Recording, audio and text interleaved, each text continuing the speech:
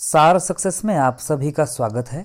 ये है MCQ series की 6th वीडियो और इससे पहले मैं comparative politics, political theories, Indian political thought, Indian political process और इंडियन फॉरेन पॉलिसी पर एमसीक्यू वीडियोस बना चुका हूं। अगर आप नए हैं या फिर आपने अभी तक ये सभी वीडियोस नहीं देखी हैं तो इन्हें देख लें। लिंक आपको डिस्क्रिप्शन बॉक्स में या फिर इस वीडियो के अंत में मिल जाएगा, क्योंकि ये जितनी भी सारी वीडियोस है ये बहुत ही इम्पोर्टेंट है आपके एग्जाम के लिए, चाहे पॉलिटिकल साइंस से जुड़ा कोई भी एग्जाम हो। पॉलिटिकल आइडियोलॉजीज में आपका पहला प्रश्न है एनवायरमेंटलिज्म से जुड़ा, जिसमें आपको मैच करना है। एक तरफ कंसेप्ट है, दूसरी तरफ उससे जुड़े थिंकर्स है। तो जो आपको लगता है कि जिस थिंकर ने जो कंसेप्ट दिया है उसको आपको उस कंसेप्ट के साथ मैच करना है। जैसे डीप इकोलॉजी, गिया hypothesis, cowboy economy, holism, ecology against capitalism. तो जो भी आपको लगता है कि जिस थिंकर ने जो कंसेप्ट दिया है उसके साथ आप मैच करने की कोशिश कीजिए। तो ये रहे आपके पास options A, B, C and D. तो इसका करेक्ट आंसर होगा ए। क्वेश्चन नंबर 2 जुड़ा है फेमिनिज्म से और इसमें भी आपको मैच करना है। आपके पास एक तरफ है टाइप्स ऑफ फेमिनिज्म, दूसरी तरफ है थिंकर। अर्थात जो भी आपको लगता है कि जो थिंकर जिस प्रकार के फेमिनिज्म से जुड़ी है उस थिंकर को उस प्रकार के फेमिनिज्म से आपको मैच करना है। जैसे liberal feminism, socialist feminism, post colonial feminism, radical feminism, black feminism and Dalit feminism. तो ये रहे आपके पास options A, B, C and D. तो इसका करेक्ट आंसर है सी। सी कैसे हैं इसको भी थोड़ा सा हम डिटेल में समझ लेते हैं। एक तरफ है टाइप्स ऑफ फेमिनिज्म, दूसरी तरफ है उनसे जुड़ी थिंकर। लिबरल फेमिनिज्म से जुड़ी है मैरी वोllstonecraft, सोशलिस्ट फेमिनिज्म से जुड़ी है शैला रोबाथम, पोस्ट कॉलोनियल फेमिनिज्म से जुड़ी है स्पिवेक, रेडिकल फेमिनिज्म से जुड़ी है एंड्रिया डॉकिन, ब्लैक फेमिनिज्म से जुड़ी है बेल हुक्स, वहीं दलित फेमिनिज्म से जुड़ी है बामा एफ सुसाय राज। क्वेश्चन नंबर 3 रिलेटेड है मल्टीकल्चरलिज्म से और इसमें आपको करेक्ट ऑप्शन को चूज करना है जो आपको नीचे दिए गए हैं। जैसे ए कहता है multiculturalism first emerged in the 1960s in the USA, Bill Kymlicka gave the liberal theory of multiculturalism, Charles Taylor talks about politics of recognition, Charles Taylor talks about 3 kinds of minority rights. तो जो भी आपको लगता है कि जो जो options correct है उनको ध्यान से आप चूज कीजिए। तो ये रहे आपके पास options A, B, C, D. तो क्या ए सही है, बी सही है या फिर डी सही है या फिर सी सही है? तो जो भी आपको लगता है कि जो ऑप्शन सही है उसको ध्यान से चूज कीजिए। तो इसका करेक्ट आंसर होगा बी। बी कैसे होगा इसको भी थोड़ा सा हम अच्छे से समझ लेते हैं। तो मल्टीकल्चरलिज्म जो सबसे पहले एमर्ज होता है यानी कि विकसित होता है वो होता है यूएसए में 1960 के दशक में, और बिल किमलिका ने ही मल्टीकल्चरलिज्म की लिबरल थ्योरी अर्थात उदार सिद्धांत दिया। वहीं चार्ल्स टेलर ने बात की थी पॉलिटिक्स ऑफ रिकॉग्निशन की, और सबसे इम्पोर्टेंट बात यह है कि बिल किमलिका ने बात की थी 3 प्रकार के माइनॉरिटी राइट्स की, ना कि चार्ल्स टेलर ने की थी। और ये थे self governance, poly ethnic rights, representative rights. तो ये बहुत ही इम्पोर्टेंट कंसेप्ट है, आप इनको अच्छे से याद रखें क्योंकि एग्जाम में ये पहले भी पूछे जा चुके हैं और पॉसिबिलिटी है कि आगे भी पूछे जाते रहेंगे। क्वेश्चन नंबर 4 है पोस्ट मॉडर्निज्म से और इसमें भी आपको मैच करना है। एक तरफ कंसेप्ट्स हैं, दूसरी तरफ उनसे जुड़े थिंकर हैं। तो जो भी कॉन्सेप्ट जिस थिंकर ने दिया है उसके साथ आपको मैच करना है। जैसे technology of government, mirror stage, liquid modernity, logocentrism, language game, multiple technoliteracies. तो जो भी आपको लगता है कि जिस थिंकर ने जो कंसेप्ट दिया है उसको आप उसके साथ मैच कीजिए। तो ये रहे आपके पास options A, B, C and D. तो इसका करेक्ट आंसर होगा सी। इसको भी थोड़ा सा हम अच्छे से समझ लेते हैं। तो एक तरफ कंसेप्ट्स है, दूसरी तरफ उनसे जुड़े थिंकर्स है। टेक्नोलॉजी ऑफ गवर्नमेंट की बात करते हैं फूको, मिरर स्टेज की बात की थी लाका ने, लिक्विड मॉडर्निटी की बात की थी बाउमान ने, वहीं लोगोसेंट्रिसिज्म की बात की थी डेरिडा ने, वहीं लैंग्वेज गेम की बात की थी लियोटार्ड ने, वहीं मल्टीपल टेक्नोलिटेरेसीज की बात की थी डोगलस कैलनर ने। तो ये कॉन्सेप्ट बहुत ही इम्पोर्टेंट है, इनको आप अच्छे से याद रखें। क्वेश्चन 5 जुड़ा है न्यू लिबरलिज्म से और इसमें आपको करेक्ट ऑप्शन को चूज करना है। जैसे ए कहता है कि Keynesian theory stressed on welfare state, intervention of state to ensure employment through monetary system. B it argued that private is good but public is bad. C Keynes, Rawls, Hayek, Friedman, Nozick are neo-liberalist thinker. Babry's report published in 1932। तो जो भी आपको लगता है कि जो statement सही है उसको आप चूज कीजिए। तो ये रहे आपके पास options A, B, C and D. क्या ए सही है, बी सही है, सी सही है या फिर डी सही है? सोचिए, विचार कीजिए और सही उत्तर को छांटिए। तो इसका करेक्ट आंसर होगा बी। इसको भी थोड़ा सा हम डिटेल में समझ लेते हैं। तो कीनेजियन जो थ्योरी है उसने स्ट्रेस किया था, यानी कि बल दिया था वेलफेयर स्टेट पे, जिसने बात की थी कि जो स्टेट का इंटरवेंशन है वो ज़रूरी है क्योंकि ये एम्प्लॉयमेंट को बढ़ावा देता है थ्रू मॉनेटरी सिस्टम।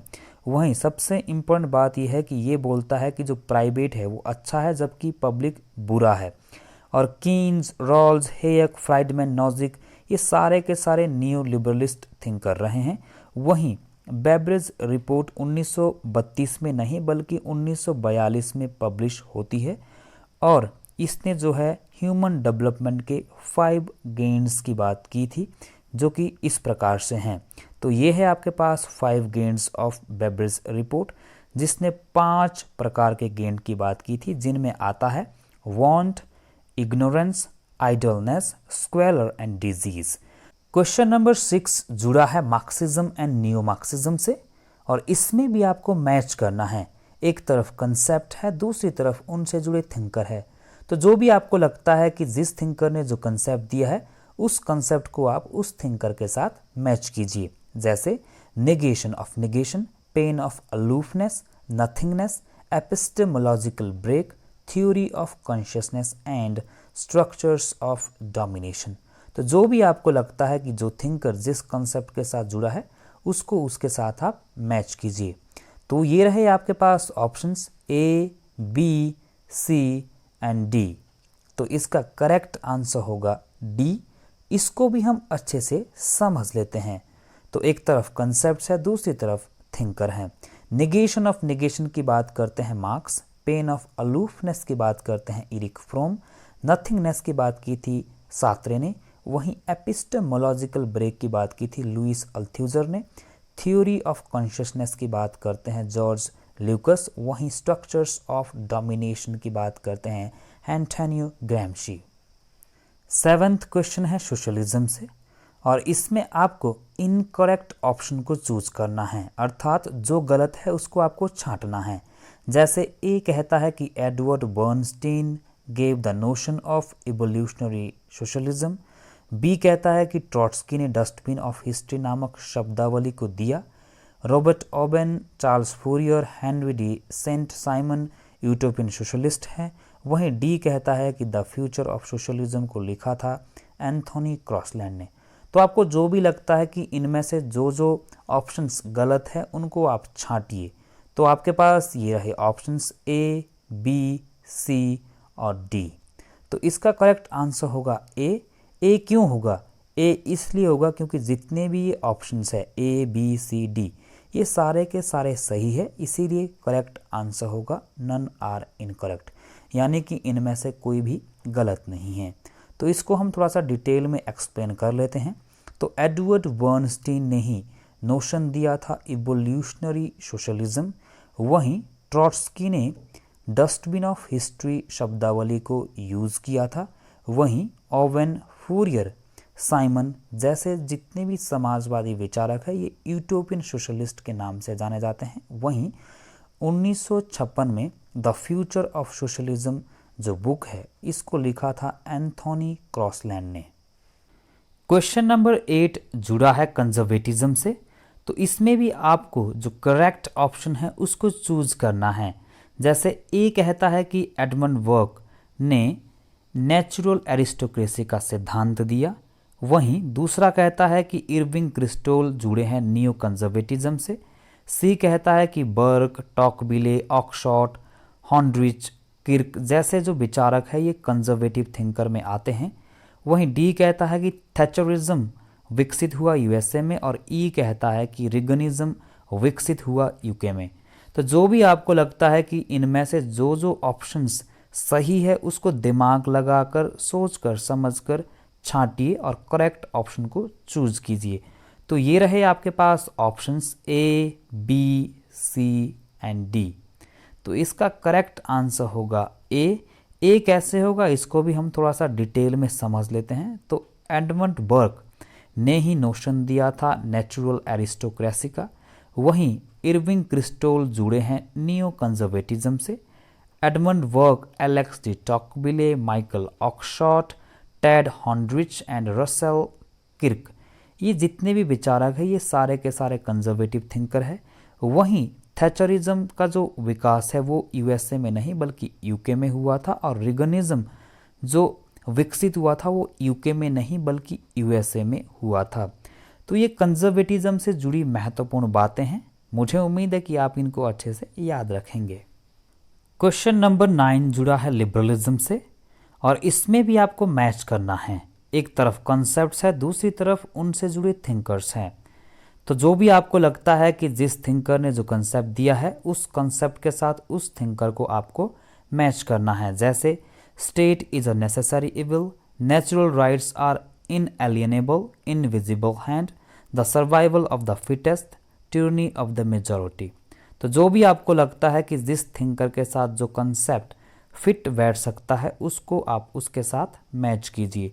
तो ये रहे आपके पास options A, B, C and D. तो इसका करेक्ट आंसर होगा डी। डी कैसे होगा इसको भी हम अच्छे से समझ लेते हैं। तो state is a necessary evil का जो कंसेप्ट दिया वो दिया थॉमस पेन ने। नेचुरल राइट्स आर इनएलिएनेबल की बात करते हैं थॉमस जेफरसन। इनविजिबल हैंड की बात की थी एडम स्मिथ ने। The survival of the fittest की बात की थी हर्बर्ट स्पेंसर ने। वहीं tyranny ऑफ द मेजॉरिटी की बात की थी जे.एस. मिल ने, जिन्होंने कि ये कंसेप्ट टॉकबिले से लिया था। तो ये जितने भी इंपॉर्टेंट कंसेप्ट हैं इनको आप अच्छे से याद रखें। क्वेश्चन नंबर 10 में आपको कुछ इंपॉर्टेंट वर्क्स दे रखे हैं, और इन वर्क्स को आपको मैच करना है उन राइटर या फिर उन लेखक के साथ जिन्होंने जिस वर्क को लिखा है। जैसे ए कहता है कि who's who in democracy, B कहता है कि beyond left and right the future of radical politics, C कहता है कि द ग्रेट डिसरप्शन किसने लिखी, वहीं डी कहता है कि कम्युनिटेरियंस एंड इट्स क्रिटिक किसने लिखी, वहीं ई कहता है कि अ ट्रीटाइज ऑन पॉलिटिकल इकोनॉमी। तो जो भी आपको लगता है कि जिस राइटर ने जो वर्क लिखा है उसको आप उसके साथ मैच कीजिए। तो ये रहे आपके पास options A, B, C and D. तो इसका करेक्ट आंसर होगा सी। सी कैसे होगा इसको भी हम अच्छे से समझ लेते हैं। तो एक तरफ आपके पास वर्क्स है, दूसरी तरफ राइटर है।